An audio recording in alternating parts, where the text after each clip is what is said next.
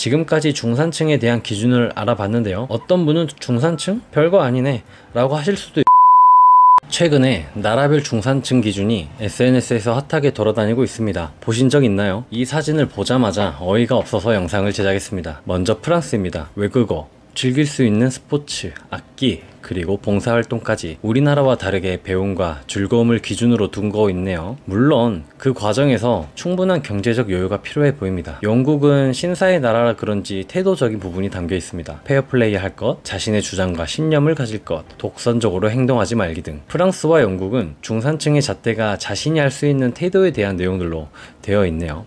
자, 조선시대는 어떨까요? 이때까지만 해도 적당한 돈과 예의를 중요시했네요. 네, 오늘 영상이 만들어진 시작점이죠. 바로 대한민국의 중산층 기준입니다. 5가지인데요. 첫 번째, 부채 없는 아파트 30평 이상 소유. 두 번째, 월 급여 500만원 이상. 여기까지만 들어도 이상하죠. 세 번째, 자동차는 2000cc급 중형차 소유. 예금액 잔고 1억원 이상 보유. 그리고 마지막으로 해외여행 1년에 한 차례 이상 다닐 것. 여기서 중요한 건 이 모든 것들이 OR 조건이 아니라 AND 조건이라는 겁니다. 5가지를 모두 충족시켜야 돼요. 어이가 없죠. 더 확인할 게 있어요. 이 사진이 최근에 떠돌길래 당연히 최근 기준인 줄 알았거든요. 이게 웬일입니까? 검색해보니까 2014년도에도 인터넷에 떠돌아다니던 사진인 거예요. 정확한 시기는 모르겠지만 최소 10년 전 기준입니다. 저번 달 글이라고 해도 믿을 만큼 실현이 어려운 기준들이 달려있네요. 저걸 보자마자 나는 이렇게 중산층 탈락인 건가? 라는 생각이 들어 접어버리려고 했지만 기준도 불명확하고 돌아다니는 사진 한 장으로 중산층을 운운하기에는 너무 억울해서 공신력 있는 기준을 가져와 여러분과 함께 이야기를 보려고 합니다. 제가 새로 제시한 기준에 저를 포함한 여러분은 과연 얼마나 해당될지 궁금하네요. 이 영상을 누르거나 지금까지 시청하면서 나는 대한민국에서 어느 정도 수준일까? 나 정도는 중간은 하겠지 라는 기대를 가지고 계시는 분들은 끝까지 시청 바랍니다. 결과는 보고 가셔야죠. 고개를 들어보세요. 지하철을 타든 화장실을 가든 우리는 스마트폰에서 벗어나질 못하고 있습니다. 그 중에서도 SNS 많이 하잖아요. 보다 보면 이런 생각이 들어요. 나만 빼고 뭐 로또가 당첨된 거야?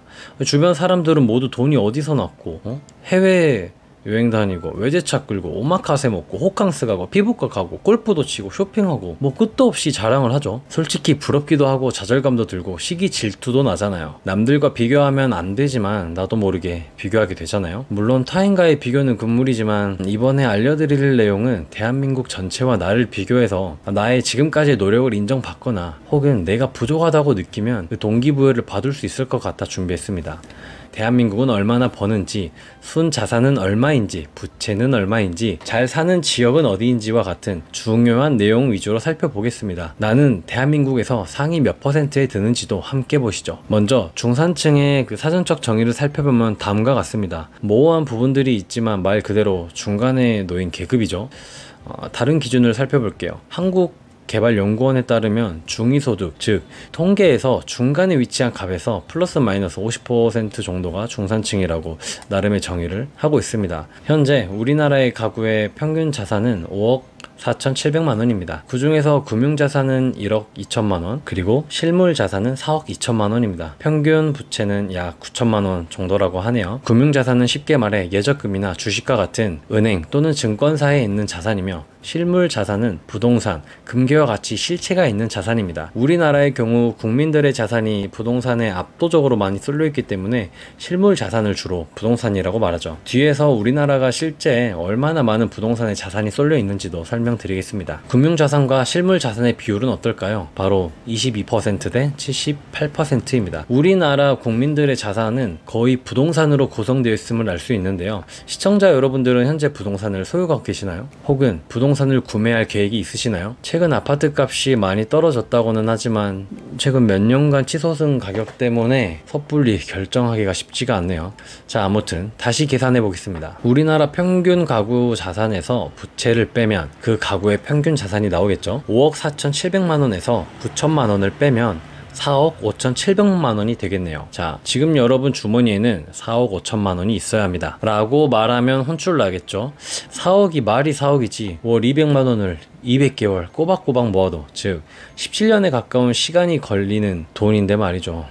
진짜 나 빼고 다 잘 사는 거였네 라고 생각할 필요 없어요. 괜찮습니다. 평균에도 못 미치는 가구에 살고 있나? 라는 걱정할 필요도 없어요. 바로 평균의 함정 때문이에요. 한 가지 사례를 들려드릴게요. 미국 통계기관에서 발표한 자료인데요. 미국의 모 대학에서 연봉이 가장 높은 학과가 어딘 줄 아세요? 바로 지리학과입니다. 어떻게 지리학과가 지리는 연봉을 받냐? 라는 의문이 들 수 있잖아요. 바로 지리학과 학생 중 농구계의 전설 마이클 조던의 천문학적인 연봉이 평균에 포함되어 있었기 때문이라고 합니다. 이렇게 평균은 오류를 보일 수 있기 때문에 조금 더 자세히 살펴봐야 하는데요. 앞에서 우리나라의 평균 자산은 5억 4,700만 원이라고 했죠. 통계에서 대표값은 보통 평균, 중앙값, 최빈값이 있는데 너무 높거나 너무 낮은 값이 있을 때는 평균을 대표값으로 보지 않습니다. 따라서 이 영상에서는 중앙값을 대표값으로 보고 대한민국 자산에 대한 내용을 살펴보겠습니다. 순자산 구간별 가구 분포를 보면 중앙값은 2억 4,600만 원입니다. 즉 여러분이 순자산이 2억 4,600만 원 이상이라면 우리나라에서 내가 중간은 하는구나, 내가 중산층에 포함되는구나 라는 걸 알 수 있는 거예요. 더 재밌는 건 말이죠. 순자산 보유액이 1억 원 미만인 가구는 무려 30%에 가깝고 1억 원에서 2억 원 미만 사이는 15%나 됩니다. 우리나라 평균 자산보다 낮은 가구가 전체 가구 중에 약 45%나 된다는 거예요. 생각보다 순자산 2억 4,600만 원이라는 돈의 장벽이 높다고 할 수 있습니다. 요즘 경제적 자유를 위해 돈 공부하는 사람들에게 목표액을 물어보면 강아지나 송아지나 최소 10억 말하는데 10억이라는 돈은 우리나라 평균 자산 즉 2억 4,600만 원에 약 4배 가까운 금액이에요. 10억이라는 돈은 여러분이 월 300만 원을 10년 동안 써도 되는 돈이라는 거예요.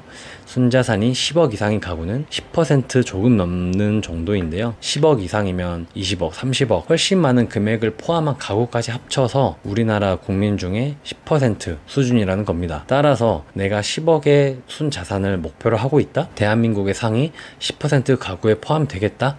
라는 건 절대 만만한 숫자와 목표가 아니라는 겁니다. 그렇다고 전혀 불가능한 숫자는 아니에요. 우리는 할 수 있습니다. 그런데 갱 선생님아, 우리 집은 나 혼자 돈벌이 하는데 가구 주면 내가 불리한 거 아니냐? 갱 선생님, 저는 이제 20대인데 어떻게 순자산이 몇 억씩 있겠어요? 지금 나는 40대인데 잘하고 있는 거냐? 연봉이든 연령대든 디테일한 것들도 보여줘야 내가 중산층에 속하는지 알 수 있지 않냐? 라고 말씀하실 수 있잖아요.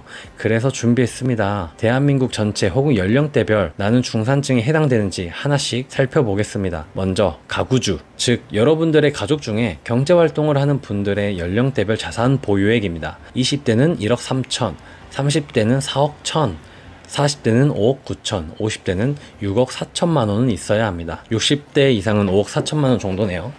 연령대별로 볼 때는 50대가 6억 4천만 원으로 가장 높았습니다. 또한 가구주 연령대가 높을수록, 즉 나이가 먹어갈수록 전체 자산 중 실물 자산이 차지하는 비율이 큽니다. 자산 보유액 중 부동산의 금액이 크다는 건데요. 영상 초반에 이야기한 것처럼 금융자산 22%대 실물자산 78%의 비율에 가까워지는 걸 볼 수 있습니다. 대표적으로 50대는 가장 높은 자산액을 보유한 세대로 금융자산도 1억 4천만 원으로 가장 많고 실물자산도 4억 9천만 원으로 가장 많습니다. 조금 금액이 높다고 생각되시나요? 주의할 점은 자산은 부채가 포함된 금액입니다.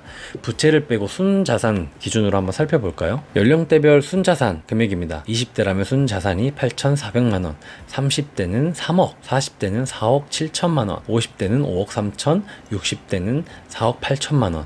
이 되겠네요.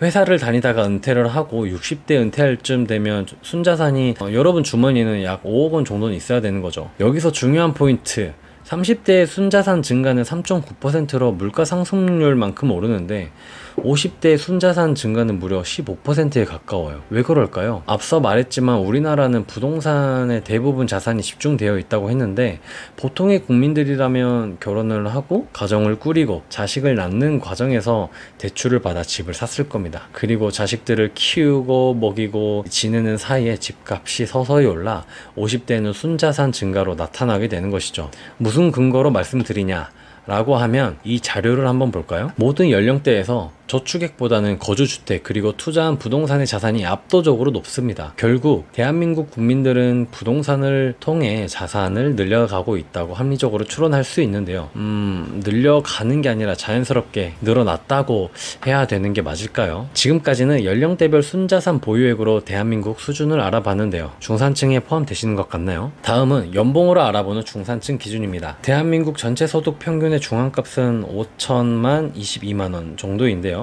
즉, 연 5천만원 정도 버는 집이 대한민국의 중산층 수준이라는 거예요. 만약에 가구 평균 연봉이 5천만원 이상 벌고 계시다면 평균 이상이라는 거겠죠. 미혼이라면 당신의 연봉이, 기혼이라면 경제생활을 하고 있는 분들의 평균 연봉이 5천만원 이상이면 중산층에 해당된다는 것입니다. 요즘 대기업 초봉은 성과금이며 뭐며 이것저것 포함하면 쉽게 5천만원을 넘기는 것 같은데 대기업을 들어가려고 안간힘을 쓰는 이유가 여기 있었네요. 입사하면 바로 중산층에 해당되어 버리다니. 그럼 연령대로 다시 살펴볼까요? 내가 사회초년생이라면, 즉 29세 이하라면 연봉 3천만원 수준입니다. 하지만 시간이 흘러 30대는 연봉 5,800만원을 찍어야 중산층에 해당된다고 할 수 있죠. 쉽게 말해 취업 후 10년 가까이 되는 시간 안에 연봉 점프를 많이 해야 된다는 것이죠. 20대부터 40대까지는 꾸준히 연봉 상승하다가 50대부터는 조금 꺾이고 은퇴 시점이 60대 이상부터는 급격히 떨어집니다. 우리가 젊을 때부터 노후 준비를 해야 하는 이유를 여기서 찾아볼 수 있었는데요. 여기까지는 가구 소득에 대한 내용이었습니다. 단순히 중앙값에 대한 연봉만 나열하면 재미가 없겠죠. 나보다 다들 연봉이 높은 것 같은데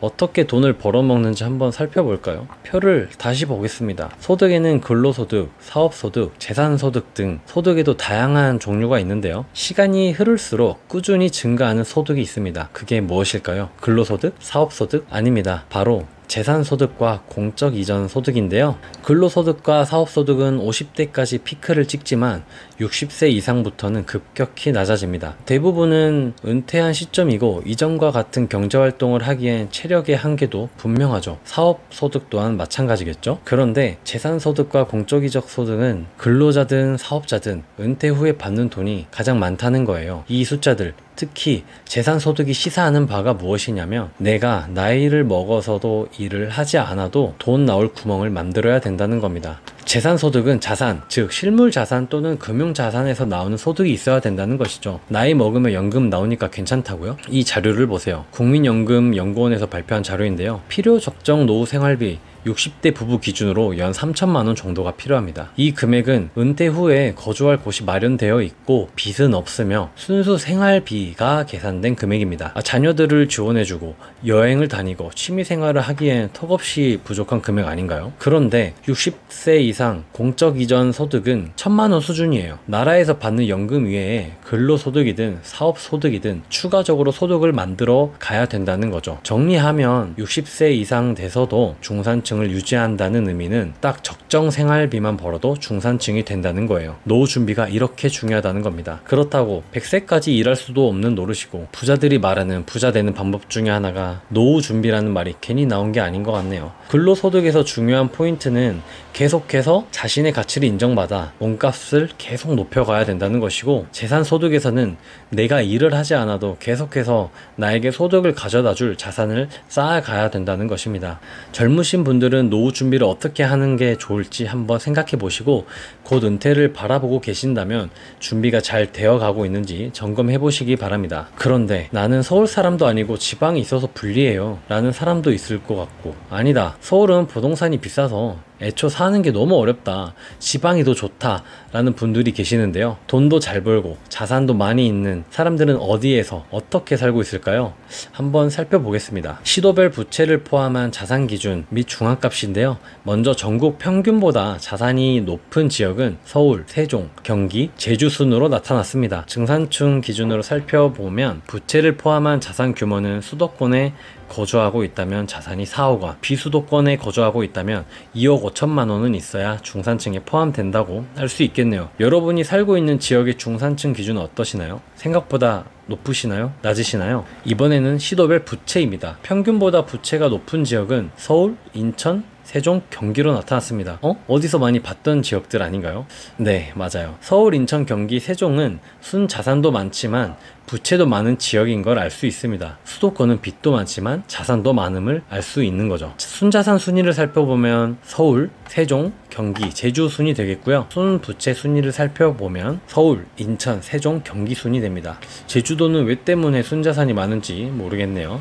아무튼 중산층 기준으로 살펴보면 부채를 제외한 순자산 규모는 수도권에 살고 있다면 3억 2천만 원, 비수도권은 2억 원 정도는 있어야 중산층에 포함된다고 할 수 있겠네요. 그럼 소득은 어떨까요? 소득도 서울이 1등이네요. 대전, 울산은 도시 자체가 고소득자들이 많은 지역으로 알려져 있죠. 지금까지 시도별 자료를 살펴보면 서울이 좋긴 하나 봅니다. 순자산도 많고 빚도 많고 돈도 많이 벌고 사람은 서울로 가라는 말이 괜히 나온 게 아니네요. 최근에 부동산 유튜버분들을 보면 인구 절벽이 다가오고 있다며 서울도 이제 끝났다는 사람들이 있는데요. 여러분의 생각도 같으시나요? 지금까지 대한민국 중산층에 대한 기준을 알아봤습니다. 총 4가지로 정리가 되네요. 첫 번째, 나이를 불문하고 대한민국에서 내가 중산층에 해당되는지 알고 싶다. 그럼 순자산이 2억 4,600만 원이 있으면 됩니다. 두 번째, 자산은 모르겠고 지금 내가 돈을 벌고 있는 연봉 기준으로 알고 싶다. 대한민국 기준 5천만 원 이상이면 됩니다. 20대는 3천만 원, 30대는 5,800만 원, 40대는 6,700만 원, 50대는 6,600만 원, 60대는 3,100만 원 이상 받고 계시면 됩니다. 세 번째, 내가 노후 준비를 해야 되는데 혹은 60세 이상인데 중산층에 속하는지 알고 싶다. 자, 60세 이상 은퇴 후 중산층 유지는 최소 연소득 3천만 원 이상이면 됩니다. 마지막입니다. 대한민국 전체 기준이고 나이별 연봉이고 다 필요 없다. 거주하는 위치에 따라 중산층인지 알고 싶다. 부채를 뺀 순자산 기준입니다. 수도권에 살고 있다면 3억 2천만 원, 비수도권은 2억 원 정도만 있으면 중산층에 해당이 됩니다. 자, 지금까지 중산층에 대한 기준을 알아봤는데요. 어떤 분은 중산층? 별거 아니네 라고 하실 수도 있고 다른 분은 너무나 높은 벽처럼 느껴질 수도 있을 것 같습니다. 저도 이 영상을 준비하면서 더 열심히 살아야겠다는 생각을 하게 되네요. 어쨌거나 저쨌거나 이 기준은 대한민국 전체에 대한 통계일 뿐입니다. 10,000원을 가지고 행복한 사람이 있고 1,000,000원을 가지고도 불행한 사람이 있듯 억지로 짜맞춰진 남들의 기준이 아닌 여러분의 기준대로 살아가시길 바라며 늘 행복했으면 좋겠습니다. 감사합니다.